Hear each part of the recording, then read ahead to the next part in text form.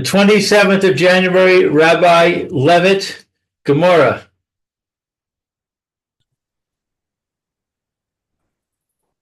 Good morning, Phil. Welcome back, Lou. Thank you. Welcome back. Okay, we're on Yud Dalet Amud Beis, and we are right in the middle, but hopefully we didn't forget what we learned yesterday.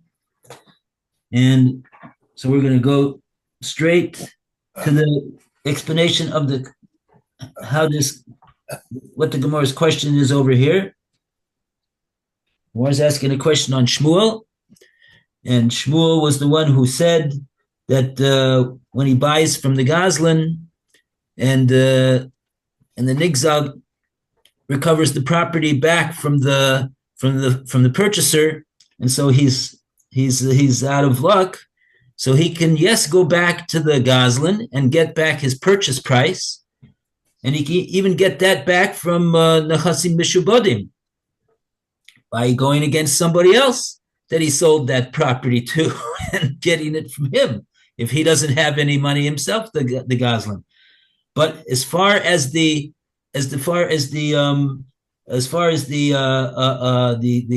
improvements that he made on the property, according to Shmuel, he wasn't going to get anything because it was a problem of ribbis, said Shmuel. Now the Gemara is bringing from a Mishnah in Gittin, and the Gemara wants to say that you see from this Gemara in Gittin, not like Shmuel. How do you see from the Gemara in the Mishnah in Gittin, not like Shmuel? So the Mishnah is talking about that there's a whole category of creditors who are allowed only to collect from the properties that the debtor himself has in his possession presently, but they can't go to try to be taref, to try to take away property that the debtor sold to a purchaser. And one of those things is somebody who made shevach in the karka. He made improvements in the property, and so what we're seeing though is that even though he cannot get from the nechasim mishubadim, but he could get from the property that is in the possession of the one who owes the money.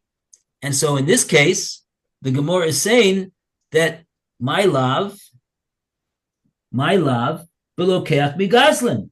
Isn't the Mishnah also talking about the case where a person bought property from a Goslin?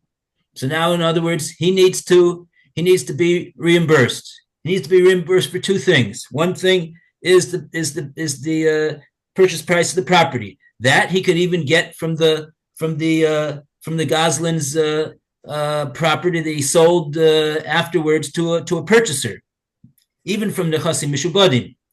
But he can't get his improvements that he made on the property from a purchaser of property. But he could get from the Goslin himself, property that he still has in his possession. So that's the refutation of Shmuel. That's the Gemara's question when saying my lav belokeach megazlin. Doesn't this Mishnah here cover also the following case, the case that Shmuel talked about?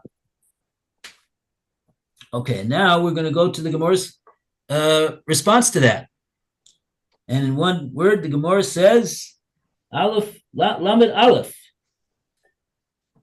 And where's this Lamed Aleph? This Lamed Aleph can be found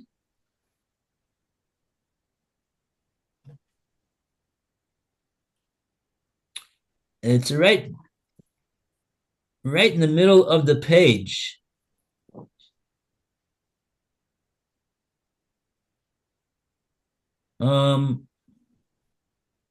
First word in the line is karkos. So if you go right to the middle of the page and you see the first word in the line, karkos, the the word lo in that sentence is the Gemora's response. Gemora asked, my love, belokech migazlin, and if so, we got a refutation of Shmuel. And on that, the Gemora says, lo. You're on 14b2, right column, where it says the Gemora answers lo. Okay, so Alan, would you like to start off the reading for us? Okay. No, the Mishnah is not referring to one who purchased from a robber. Rather, it refers to a case in which purchased land is improved and then seized by the seller's creditor.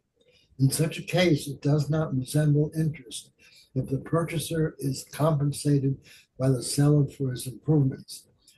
Nachman's ruling that the purchaser of stolen property may not be compensated by the seller for improvements stands.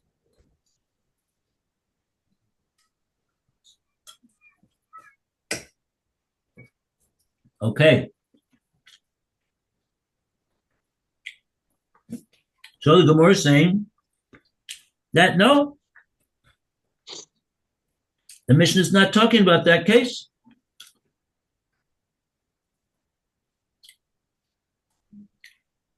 Talking about an ordinary creditor, and he recovered property from the purchaser of the property. And so in that case,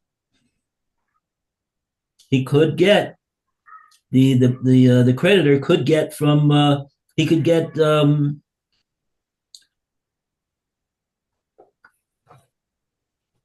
we have a Rashi on this? Rashi's probably, yeah, let's take a look at Rashi. The Rashi is the first wide line in the Rashis from the beginning of the wide line. Lo, babal chov. Lo, it's the balcho, the creditor.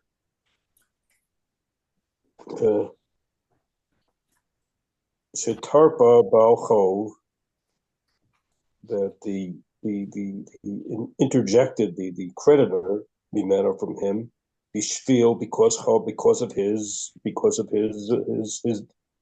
his debt. The lo gazula, and it's not stolen haita, that he vadai, that surely islay shifka, there are improvements. The mechira in the sale of the property, it goes with it. Calls man all the time, shalo tirpa, all the time, that it's not that word tirpa is a very tough word, torn up, so to speak. Mimeno from him. She'im para, if hamocher, because if the seller paid up ma'atar with his money, lebal chol, to the creditor, harehu, this is misolek minalacho, this is removed from the purchaser. Hilchov, therefore, ki mishalem, like when it's paid, yoter mimei, more than this, more from it, the ki bail that he received, a shevachod, because because it includes the improvements, the hadar that he returned. Zavin, he pays mine from it. Karka, the land. Hamachor, the land of the sale, belonged to him.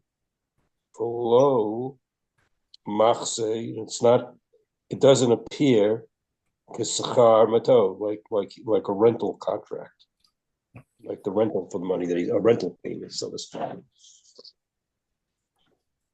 Not an easy Rashi, go ahead. Okay.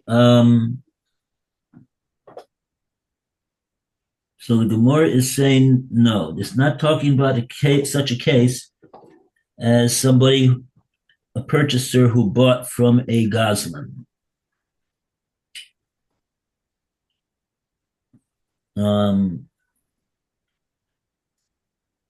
What is the case talking about? It's talking about a case.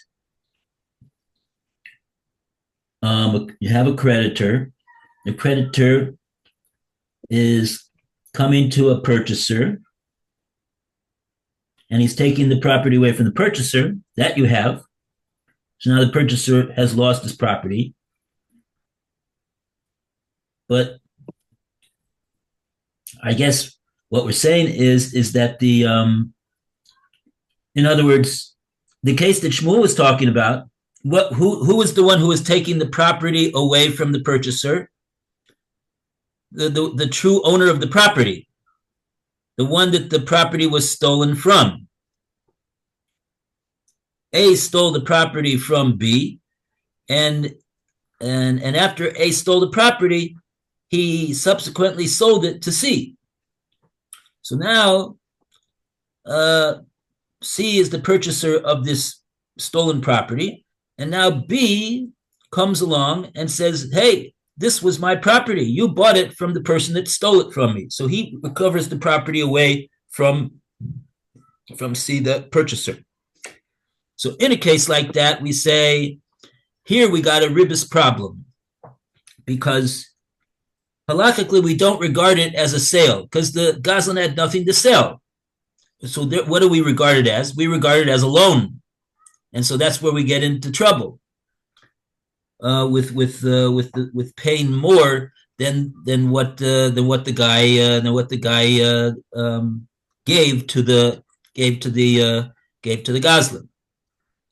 But over here in the case, so the Gemara is saying, no, we're not talking about such a case like that in the Mishnah. The Mishnah that does provide for the one who purchased the property, it does provide for him to get the purchase price of the property and also the improvements that he made on the property. We're not talking about somebody that bought it from a Goslin.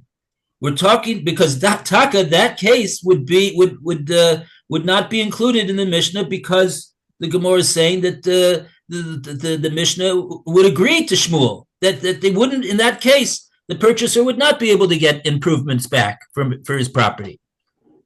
But we're talking about an ordinary case where a purchaser bought the property from a loiva, in other words, a person that owed money to a creditor, and then when and then the creditor, the Baal Chov, he came and took the property away from the purchaser.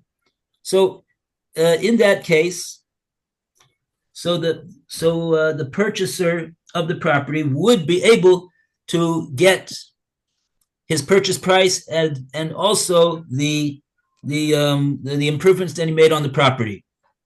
He'd be able to get that because that was an actual sale. The property did belong to the loiva, and he was now selling it to the purchaser. The fact that the property had a lien on it, that doesn't mean that the seller was not the owner of the property. So we don't run into this situation where we regard the fact that the purchaser gave money for the price of the property as a loan. That's the whole thing over here that we're saying. When the purchaser buys property from a Goslin, that's the way that the Chazal say that we look at the money that he gives to the Goslin. The money that he gives to the Goslin, we look at it as a loan, because there's no sale, because the Goslin didn't have any property to sell. Okay.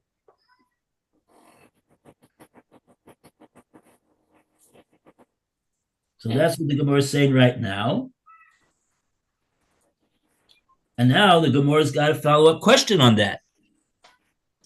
Is it really true that as you have said, that what this Mishnah in Gittin is talking about a case of a Baal Chov is taking the property away, recovering the property away from the purchaser. And let's continue. Louis, you want to read the Viter in the Gemora? B'Baal Chov. B'Baal Chov. If it's referring to the creditor, Ema Resha, then explain the first part of the Mishnah, which states, Ein motzi'in la'achilas peros. We do not collect from sold property for consumption of produce.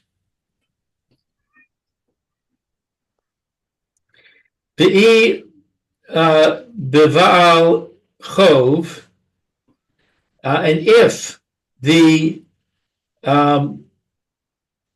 creditor if refers to the creditor, Baal Chov mi is le pere. Does the creditor have the right to the produce from the purchaser? The purchaser purchased the property. Now there's produce coming from it. Right. Now the creditor comes along and says, I'm taking that property from you. And the question is, who gets the produce? Right. Okay, so in other words, like you have an orchard and you have a bunch of fruit on the trees. And the question is, who gets to pick the fruit from the trees? V'ha'amar Shmuel, but Shmuel said, Baal Chov gova es hashvach. The seller's creditor collects the improvements. Shvach ein.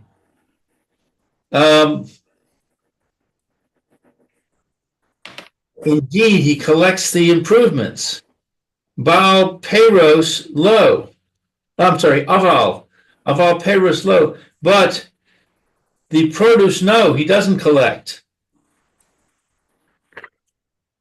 Ella, rather, Pshita Gozel Venigzal.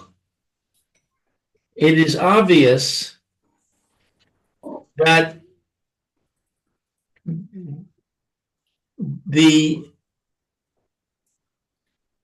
we're referring to the one who steals and sells it, and then the one from whom it was stolen seizes the land and its produce.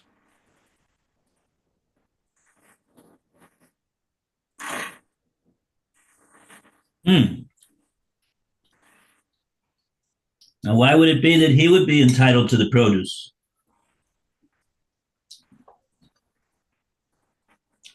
So he said, right? I mean, he's entitled to his land back because it's his land. But who's the one that was responsible for the Paris growing there? It was the purchaser. He's the one that planted. He's the one that harvested. He's the one that did everything in order that there should be Paris on the field. Unless you say that no, the Nigzal, the land that was stolen from him also was was a field that had the Paris on it. And maybe when the Goslin stole it from him, he immediately took all the Paris and sold them to somebody else. But okay, in any case, we got some Rashis to read over here.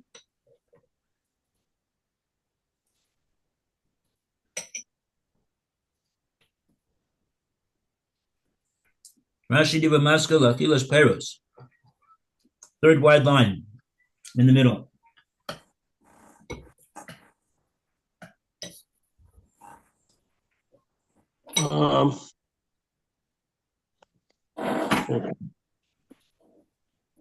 Which where I left off, was to eat to benefit from the produce. We're going to talk a item. One of my think, that we're dealing this there with a field mitrafot. No, that's not mitrafot. That's shtar. Shemer. Tarfu malei peros. Miyad lokech. What is that word? Tarfu. Tarfu. Yeah, that's the word that we've been using. Is the word that means that the property was taken away by the creditor. Okay, so this was the one that was taken away. That the field was taken away, Malay, from him. Hero, the produce, the produce, miyad halakochot, from the hand of the purchaser. The choser was given back to the lokea, to the buyer, to the purchaser, legabo, to collect min hamacher, from the seller. E bishatarfo, when it was taken away, baal chov, of the creditor, me easily, how is it to him? L'baal chov Paris. What does that got to do with the baal chov getting the Paris? E bishatarfo. Gemora, totally. May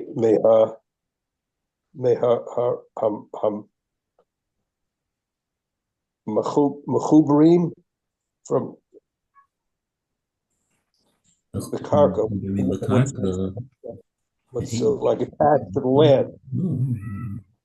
Einon, we see Rikim, we need lakarka. We do need the land. Klum, nothing from the land. The whole report per farm to take it away. Period. Pshita begozel benigzal. Okay. Oh, so this is where the Gemara is saying lachilas peros. Okay, so let's unravel this mess over here. Gemara answered, no, we're talking about a Baal Chov, ordinary case of a Baal Chov, who's recovering property from a purchaser. The seller was the Lova that owed money, and now he sold this property. So the Gemara says, oh, if that's what you want to answer, so let's see how that fits with what it says in the Reisha. It says in the Reisha, Ein motzin achilas perus. It says in the Reisha of the Mishnah in Gittin that we've been talking about that Ein motzin lachilas perus.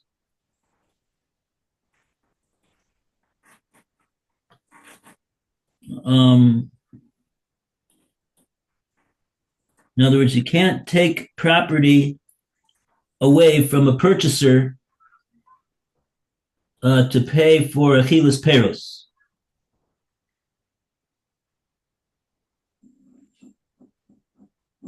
So Rashi is explaining what's the case. What's this case of achilas peros over here? So Rashi explains, and we're saying on that din that the Mishnah says that you cannot get from the lokeach, the property that he bought from the loiva for achilas peros. What's achilas peros all about over here? Says Rashi, so kedaitach hamayri besoda shetarfuhu malaya peros mi'ad lokeach. Rashi says at this point in the Gemora, sounds like we're going to change in a moment, but at this point that the Gemora is speaking this cheshbon out, we're thinking that we're talking about a case where we got a field that was taken away, that field was malaya peros.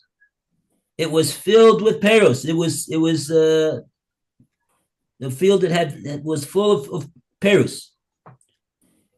So it was taken away from the purchaser. And choser halokeach ligvos minag mocher. So now what does the lokeach do? He got he paid good money for the property, and now he's turning around and he's gonna now knock on the door of his seller and say, give me back my purchase price because your creditor took it away from me. Fine. Says Rashi, "Ve'i b'shetarfa bal chov."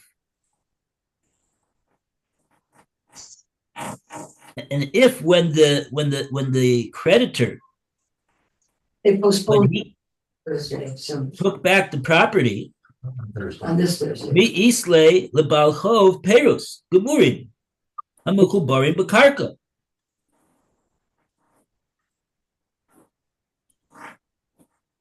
If the Baal Chov is coming to recover the property, mi islay the Baal Chov peros gemurim hamukubarim l'karka. Is there a right that this creditor has to, when he's recovering the property, to also recover and take away from the purchaser fully grown peros that are attached to the land? Ve'enim tzrikin l'karka klum, and they don't need to be in the karka anymore. They're ready to be harvested. Continues Rashi. There's a note over here. They want to change the word. This sheyochel over here. What do they want to change it to? Yochel. Klum yochel l'torfon. Would he, in fact, be able to take away those peros from the lokeach? Rhetorical question. Gemora says certainly not. He would not be able to take them away. Okay, so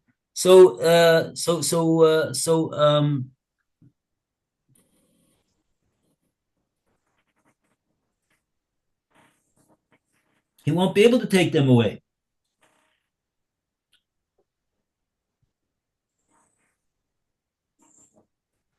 Okay, and now the Gemora brought the support for that proposition from the statement of Shmuel. Even Balchov, Islay Peri. Does he have a right to take peros? And then the Gemara quoted the statement of Shmuel, Amar Shmuel, Balchov goiva es hashevach. Shmuel says that a Balchov, he can recover from the purchaser of the property the shevach of the karka, the improved value that the karka is, but peros not. He cannot take away the peros from the purchaser of the property. That he can't do. That's what Shmuel says. So now, so therefore, we can't say that the Mishnah is talking about such a case, because the Mishnah provides that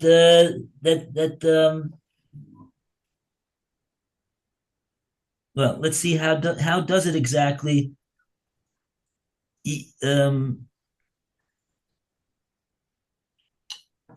Let's see the Rashi here now. How exactly does it make it impossible to say? The Gemora is trying to say that we can't say that the Mishnah in Gittin is talking about the case of a Baal Chov, because a Baal Chov does not have any right to take the Perus when he takes away the property. He doesn't have a right to take the Perus. Let's see, Lou, you want to do this Rashi? Gova es hashebach.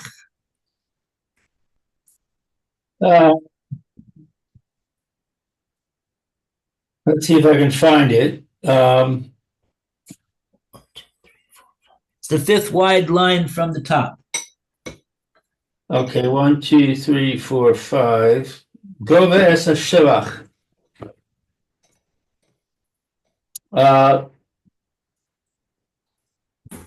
Okay, let's see. So that's just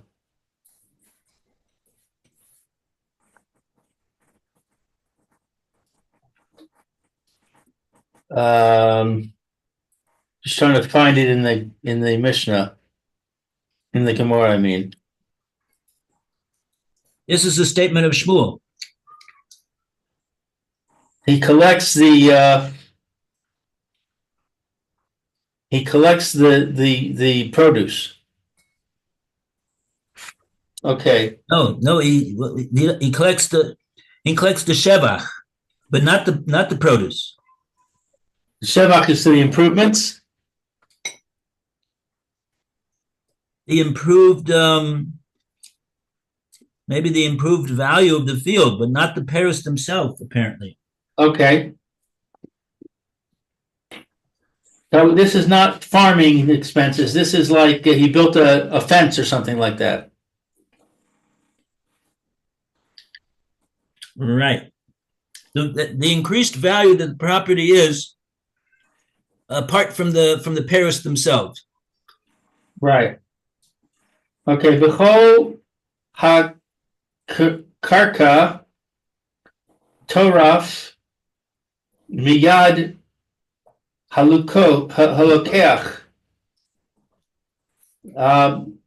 That all of the property is taken away from the purchaser. Haya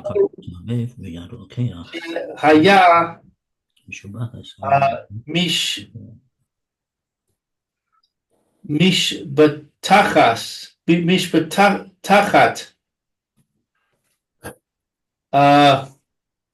ayin yud al yidei halokeach, through the hand of the purchaser. What is this word? Mishov. Mishubachas. Mishubachas. What is that? Yeah, that's an adjective describing the karka. When it's going back on the word karka. So it's the what? The improvements of the land? The improvements, yeah, the improved right, the improvements that were made to the land.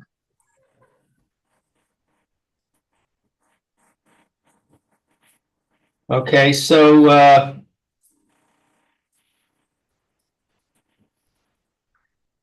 the improvements that are made to the land are taken by the purchaser.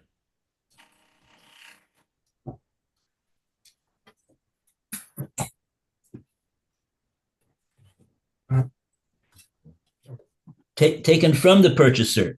Oh, from al yidei is from? Yeah, it is a little bit funny. I don't know why he says al yidei. Oh, no. I'll tell you what the Al Yadei was.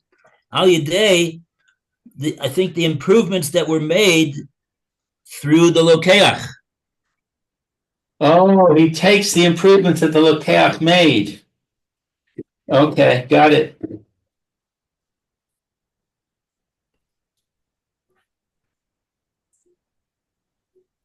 Okay, so that's the right of the Baal Chov.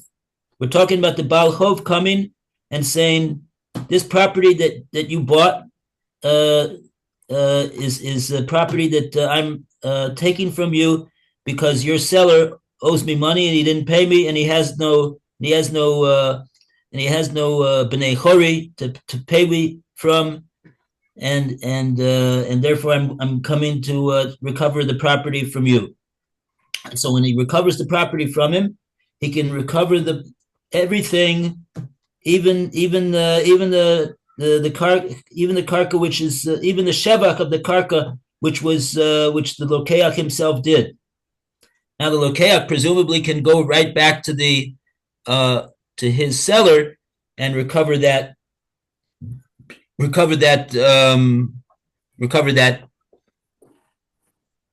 He can recover that from the seller. I'm assuming. We'll see. But what's important for us over here is that Shmuel said aval peros lo. He's not this Baal Chov, in other words, the creditor. When he comes to take the property away from the purchaser, he cannot take the peros. The peros themselves he cannot take from the lokeach. This is the exact opposite of what I would think.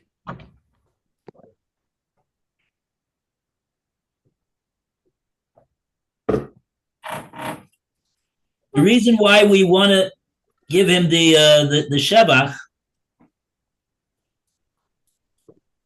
it's a policy decision, really. This whole Gemora is a policy decision that the Chazal are making because we don't want this guy loaned the seller of the property money, and if he's not going to get the money that he needs to get, then he's not gonna bother to loan anybody any money anymore. And just like we said the other day, that we want people to be able to feel free to buy property and not have to worry that it'll be taken away from them without them being able to guard against it. So too, we don't want to have a situation where a person is going to make a loan and he's not going to be able to get his money back for the loan when the guy doesn't pay.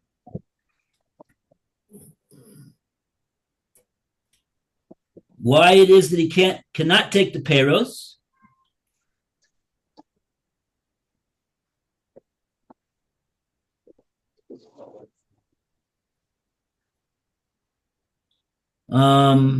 My reasoning is when the creditor makes the loan, he can assess the ability of the borrower to pay. He can go and look at the borrower's land and say to himself, okay, this land is worth X dollars or X shekels or whatever. Yeah. That analysis can take into account the value of the land itself and the value of the produce that's on the land. If he sees that there's a nice apple orchard or whatever, he can take that into account. What he cannot take into account is the improvement that the purchaser is going to make. That's something that doesn't exist. That's something that's only going to exist in some future time, and he can't even speculate what a purchaser might do. So it would seem to me that he can't possibly take that into account, and he therefore has no basis for saying I want to take that. I want to do something with that. I don't know, but our time is up. I mean, he's only collecting what he bought, what he lent. I don't think we're giving him the right to collect more than what he lent. Okay. To be continued. Thank you, Rabbi. Okay, take care. Be well. All the best. We'll see you at 4. Okay, Alan. Bye, Phil. Bye, Lou. Bye, Alan. Bye.